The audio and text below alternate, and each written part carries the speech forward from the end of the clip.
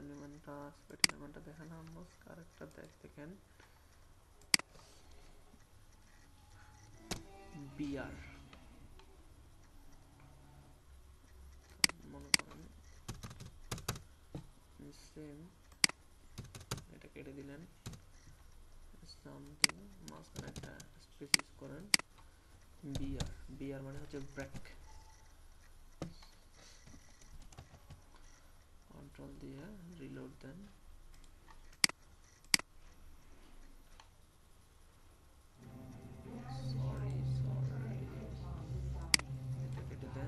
hey this is something break this is anything